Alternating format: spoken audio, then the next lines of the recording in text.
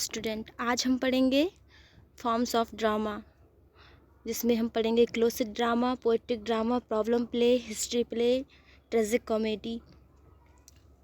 सबसे पहले चैनल को सब्सक्राइब कर लीजिए। यहाँ पर हम इंग्लिश लिटरेचर के जितना भी इंग्लिश लिटरेचर है सभी पढ़ेंगे, तो आप चैनल को सब्सक्राइब कर लीजिए, वीडियो को लाइक करिए, शेयर करिए।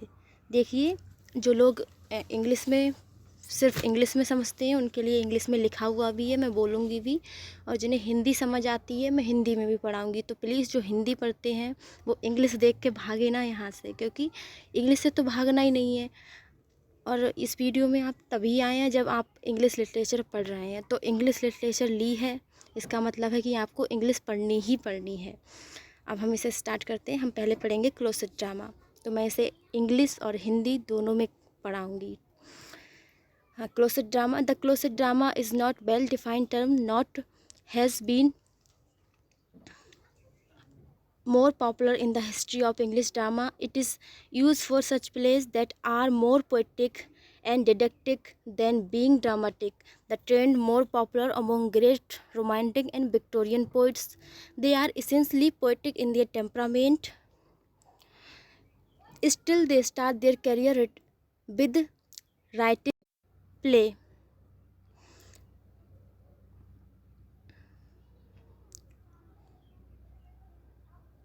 सॉरी, यहाँ पे कुछ प्रॉब्लम हो गई है, 1 मिनट, मैं इसे ठीक कर लेती हूँ।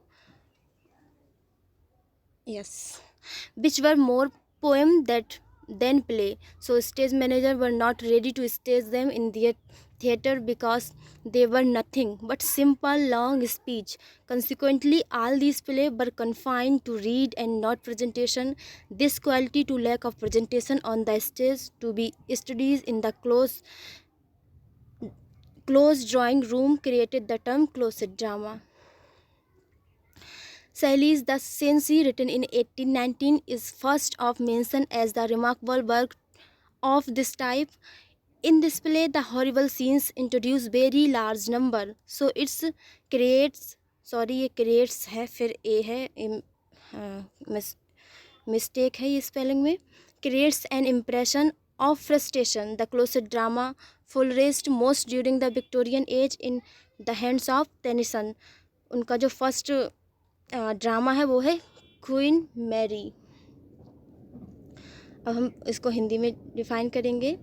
जो क्लोसेट ड्रामा था वो ये है, the closet drama is not well defined term nor has it been more popular in the history of English drama. जो क्लोसेट ड्रामा था वो सही से डिफ़ाइन नहीं किया गया था, इसलिए इस ड्रामा की हिस्ट्री में ज़्यादा पॉपुलर नहीं हुआ। It is use for such play that are more poetic and didactic than being dramatic. जो प्ले थे ऐसे प्ले थे वो बहुत ज़्यादा पोएटिक थे, बहुत ज़्यादा कविता की फॉर्म में लिखे हुए थे, उसके बाद तब ये ड्रामेटिक, तब ये नाटकीय होते थे।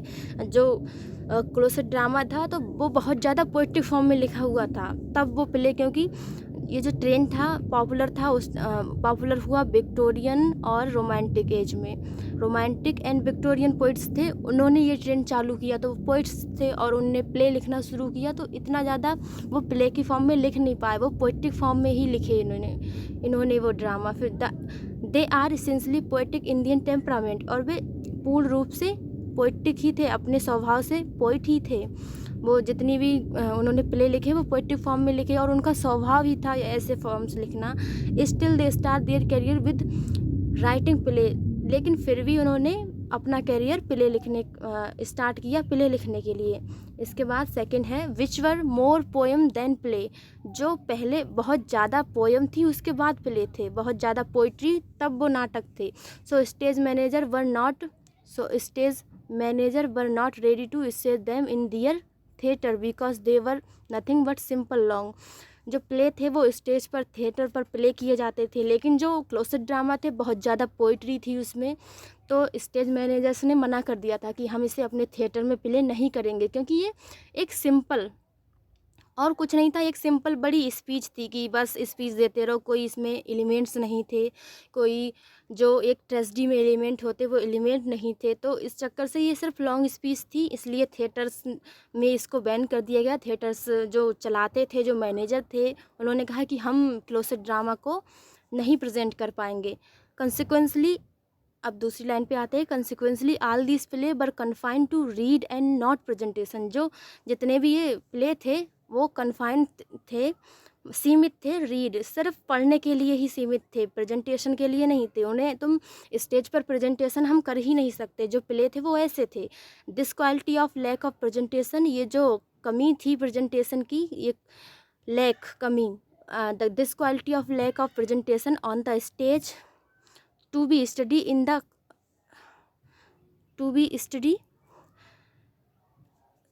इसको मैं मिटा देती हूँ फिर ठीक से समझ में आएगा।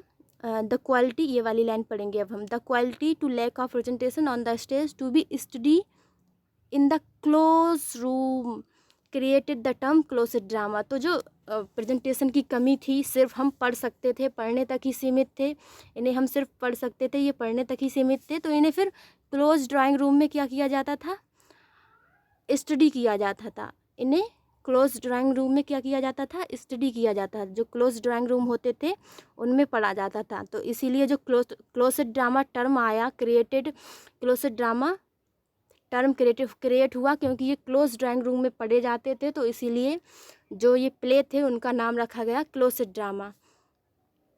अब हम पढ़ेंगे कि जो सबसे पहले ये क्लोसेट ड्रामा लिखा किसने, कहाँ से किसके दिमाग में आया कि ये लिखना चाहिए, तो वो थे शैली का जो सेंसी रिटन इन सेंसी जो प्ले था, ये है सेंसी, 1819 में इनने फर्स्ट मेंशन किया, और ये बहुत अच्छा वर्क इन्होंने किया इस तरह के टाइप पर।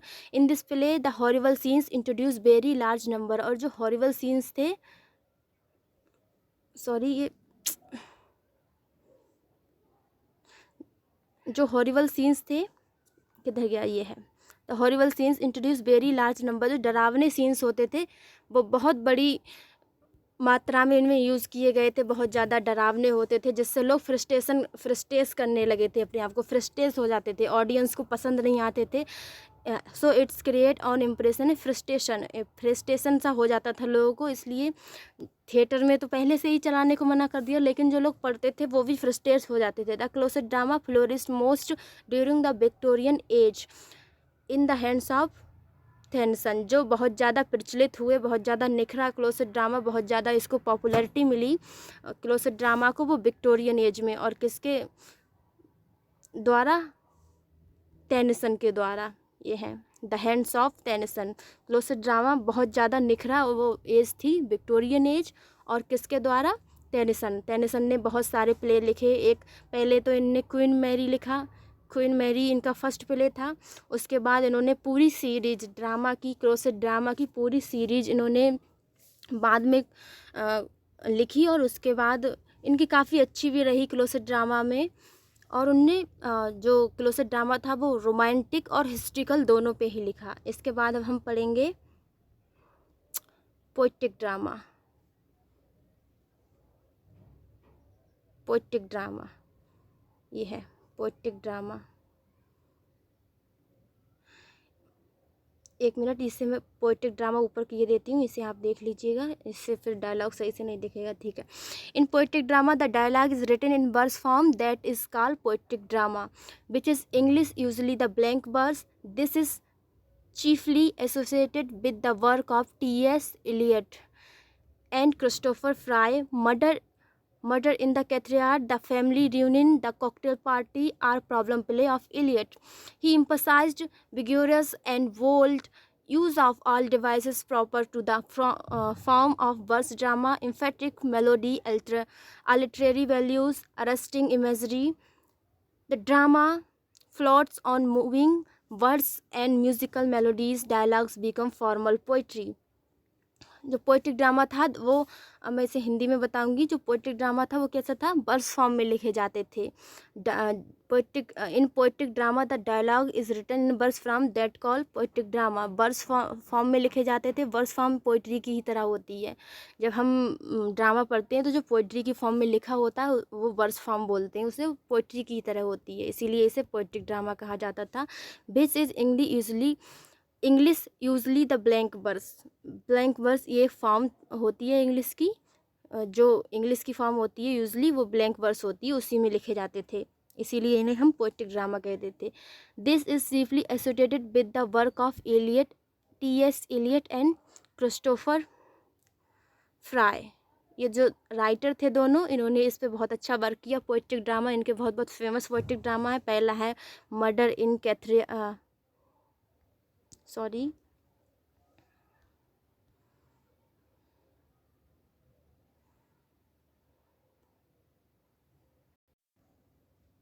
ओके, हम ये पढ़ेंगे पोइट्रिक ड्रामा। इसमें कुछ प्रॉब्लम हो गई थी, इसलिए क्रिस्टोफर फ्राई और T.S. एलियट जो है फेमस पोइट ड्रामाटिस्ट हैं, इन्होंने लिखी है murder in the cathedral, family reunion, the cocktail party are problem play of Eliot. Eliot की ये फेमस प्रॉब्लम प्ले हैं।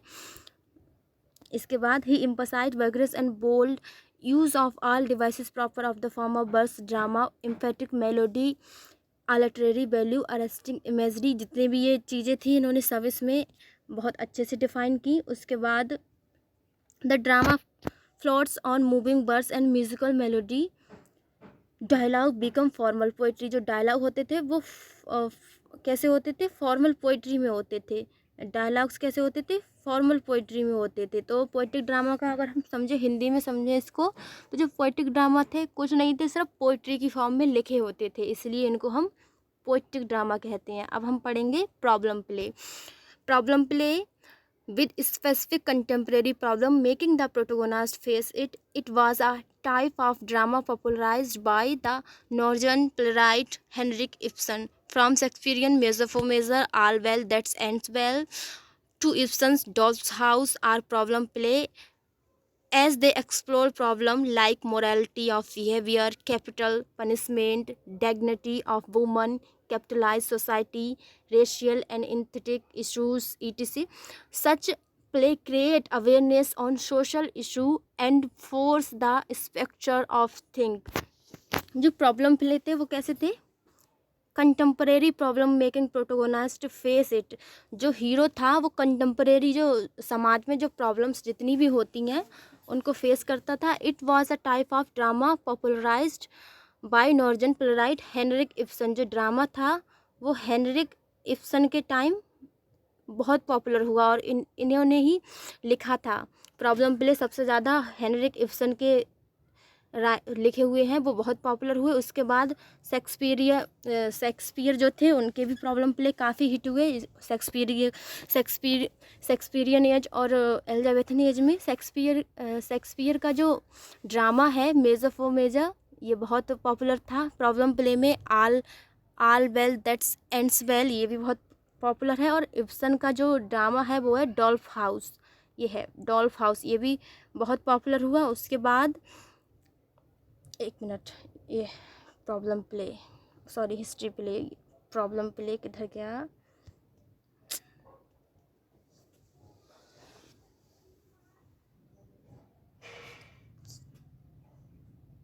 ये है प्रॉब्लम प्ले। प्रॉब्लम प्ले थे वो एक्सप्लोर किसे करते थे? Doll's house problem play as they explore problem like morality of behaviour, नैतिकता का व्यवहार, कैपिटल पनिशमेंट, और जो मृत्युदंड होते थे उन पे होते थे। डिग्निटी ऑफ वुमन, महिलाओं की गरिमाओं के ऊपर लिखे जाते थे। कैपिटलाइज सोसाइटी, जो पूंजीवाद सोसाइटी थी उस पे लिखे जाते थे। रेशियल एंड एस्थेटिक इशू, और जो जातीय और नस्लीय जो मुद्दे होते थे उन पर लिखे जाते थे। Such play create awareness on social issue, जो ऐसे प्ले लिखे जाते थे वो समाज में एक जागरूकता क्रिएट करने के लिए लिखे जाते थे कि समाज जागरूक हो इन चीज़ों के लिए, कुछ सीखे। तो इसलिए ऐसे प्रॉब्लम प्ले लिखे गए और इनमें शेक्सपियर और हेनरिक इब्सन का बहुत बड़ा योगदान रहा और इनके प्ले हिट भी बहुत रहे। इसके बाद हम पढ़ेंगे हिस्ट्री प्ले। हिस्ट्री प्ले सिर्फ ऐसे थे कि जो हिस्ट्री है पीछे की, जो बीत गया है उस पे लिखे हुए होते थे, उन्हीं के किसी कैरेक्टर को उठाते थे और लिख देते थे, वही था हिस्ट्री प्ले। तो जो अब इसे हम इंग्लिश में देखेंगे, history play chronicle play were dramatic work based on the historical material in English chronicles. जो इंग्लिश कॉर्निकल्स का हिस्ट्रिकल मटेरियल था उसी पे ये प्ले लिखे हुए थे। Chronicles were written account in verse और prose of national and world wide. जो वर्ल्ड वाइड इवेंट होते थे उन पे भी थे और जो नेशनल होते थे उन पे भी, यानी कि अगर इंग्लैंड का राइटर कुछ लिख रहा है तो वो इंग्लैंड की जो हिस्ट्री है उस पर भी लिखेगा और वर्ल्ड वाइड यानी कि पूरे विश्व में जो चल रही है उससे भी लिखेगा। तो जो हिस्ट्रिकल प्ले थे, हिस्ट्री प्ले थे हिस्ट्रिकल मटेरियल पे लिखे हुए थे। जैसे पुराने कोई राजा हो, अगर हम देखें तो जैसे सिकंदर के ऊपर किसी ने कोई प्ले लिख दिया तो वो हिस्ट्री प्ले कहा जाएगा। उसके बाद the dramatic presentation of historical events such as Julius Caesar. अगर हम देखें तो इसका बहुत अच्छा उदाहरण है जूलियस सीजर। ये शेक्सपियर ने लिखा है हिस्ट्री पे। हेनरी फिफ्थ ये भी शेक्सपियर के द्वारा लिखा गया। किंग जॉन ये भी शेक्सपियर के द्वारा लिखा गया। रिचर्ड वन ये भी शेक्सपियर के द्वारा लिखा गया। पॉपुलराइज एलिजाबेथन हिस्ट्रिकल प्ले, और ये सब शेक्सपियर जो एलिजाबेथन एज है उसमें शेक्सपियर ने लिखे हैं। शेक्सपियर ने लिखे हैं हिस्ट्री प्ले। फिर से बता दूं, हिस्ट्री प्ले जो होते हैं वो सिर्फ जो पीछे की कहानियां हैं उन पर उन्हीं के करेक्टर्स पे लिखे जाते हैं। जैसे कि अभी मैंने बताया सिकंदर, या फिर हम जैसे गांधी जी को ले लेते हैं, वो भी हिस्ट्री के हैं। उनके ऊपर अगर कोई प्ले लिखा जाएगा तो वो हिस्ट्री प्ले कहलाएगा। हिस्ट्री प्ले वैसे तो बहुत ड्रामाटिस्ट हुए उन्होंने लिखे, लेकिन शेक्सपियर जो था उसके मैंने यहाँ पर जितने भी एग्जांपल हैं वो लिखे क्योंकि ये बहुत पॉपुलर हैं। एलिजाबेथन एज के और शेक्सपियर के जो प्रॉब्लम प्ले हैं वो बहुत ज़्यादा पॉपुलर हैं। Julius Caesar, Henry fifth, king John, Richard one, ये सभी बहुत पॉपुलर हैं। इसके बाद ट्रेजिक कॉमेडी, इसके बाद हम पढ़ेंगे tragic comedy. A tragic comedy is that type of drama in which both comedy and tragedy,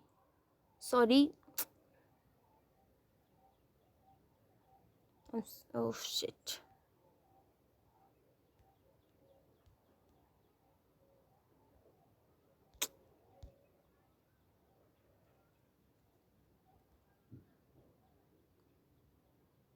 okay,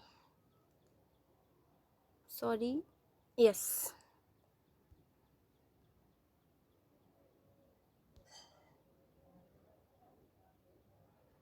okay, sorry.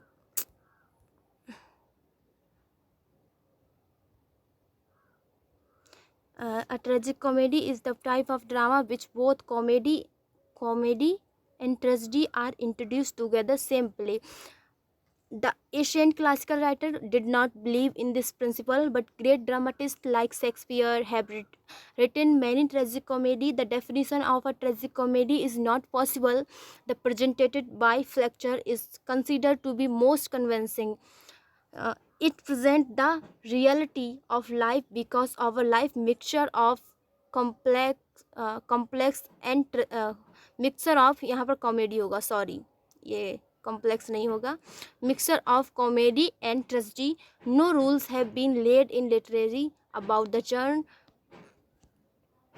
और इसका बहुत अच्छा एग्जाम्पल है Merchant of Venice and Winter's Tales. अब इसे मैं हिंदी में थोड़ा देखूंगी. ट्रेजिक कॉमेडी होती है, ट्रेजिक कॉमेडी जो प्ले होता है उसमें ट्रेजेडी और कॉमेडी एंड ट्रेजेडी दोनों इंक्लूड होते हैं एक ही ड्रामा में साथ साथ. और जो क्लासिकल राइटर थे वो इस पर भरोसा नहीं करते थे, इसको अच्छा नहीं मानते थे, क्योंकि उनका ये सिद्धांत था कि अगर किसी प्ले में ट्रेजेडी है तो सिर्फ ट्रेजेडी होगी, अगर किसी प्ले में कॉमेडी है तो सिर्फ कॉमेडी होगी. और जो ग्रीक का पैटर्न था, ग्रीक लोग थे वो क्लासिकल पैटर्न पे चले, और उनके ऐसे रूल्स थे कि अगर कॉमेडी है तो कॉमेडी होगी, ट्रेजेडी है तो ट्रेजेडी होगी, उसमें कॉमेडी और ट्रेजेडी नहीं होगी. लेकिन कुछ महान राइटर्स आए, प्ले राइट्स आए जिन्होंने ट्रेजिक कॉमेडी साथ साथ लिखी, और ट्रेजिक कॉमेडी पॉपुलर भी बहुत हुई. अगर हम शेक्सपियर को देखें तो शेक्सपियर ने सबसे ज़्यादा ट्रेजिक कॉमेडी लिखी. जो ट्रेजिक कॉमेडी का पैटर्न है वो शेक्सपियर ही लेके आए. इन्होंने काफ़ी सारी ट्रेजिक कॉमेडी लिखी, उनमें से एक है मर्चेंट ऑफ वेनिस. ये इनकी सबसे अच्छी, और विंटर्स टेल ये भी इन्हीं ने लिखी है, ये भी इनकी काफ़ी अच्छी ट्रेजिक कॉमेडी है। The definition of tragic comedy is not possible. Tragic comedy की वैसे तो कोई डेफिनेशन नहीं है, लेकिन presented by Fletcher in consider, जो एक डेफिनेशन है वो फ्लेचर ने दी टू बी मोस्ट कन्विंसिंग, और उन्होंने बहुत अच्छे से इसे डिफाइन किया। It present the reality of life, it present the reality of life because our life mixture of comedy, ये गलत है, कॉम्प्लेक्स कॉमेडी एंड ट्रेजेडी। उन्होंने कहा कि जो हमारी लाइफ है वो मिक्सर है, कॉमेडी ट्रेजेडी, कभी खुशी कभी गम ज़िंदगी में होता है। तो इसका कोई रूल नहीं है कि अगर ट्रेजेडी है तो ट्रेजेडी होगी, ये रियलिटी नहीं है कि ट्रेजेडी होगी तो ट्रेजेडी होगी, कॉमेडी होगी तो कॉमेडी होगी। ज़िंदगी में ट्रेजेडी और कॉमेडी दोनों होती हैं, दुख और सुख दोनों होता है। तो ये जो डेफिनेशन है वो फ्लेचर के द्वारा दी गई। अगर एग्जाम्पल देखें तो मर्चेंट ऑफ वेनिस ये रहा, ये इनका बहुत ही अच्छा एग्जाम्पल है। शेक्सपियर ने इसे लिखा है। विंटर्स टेल ये भी शेक्सपियर ने, सॉरी इसमें मैं कंफ्यूज हूँ, लेकिन मर्चेंट ऑफ वेनिस ये शेक्सपियर ने ही लिखा है। तो आपके ये फॉर्म्स ऑफ ड्रामा कंप्लीट हुए। ट्रेजेडी और कॉमेडी मैंने अलग से वीडियो बनाया है, क्योंकि ट्रेजेडी काफ़ी बड़ा है, उसको फिर ट्रेजेडी के एलिमेंट पढ़ने हैं हम लोगों को, टाइप्स ऑफ ट्रेजेडी पढ़नी है, तो वो मैंने अलग वीडियो बनाया है। आप जाके उसको देख लीजिएगा और चैनल को सब्सक्राइब कर लीजिए, वीडियो को लाइक कर दीजिएगा। Thank you, thanks for watching, keep study.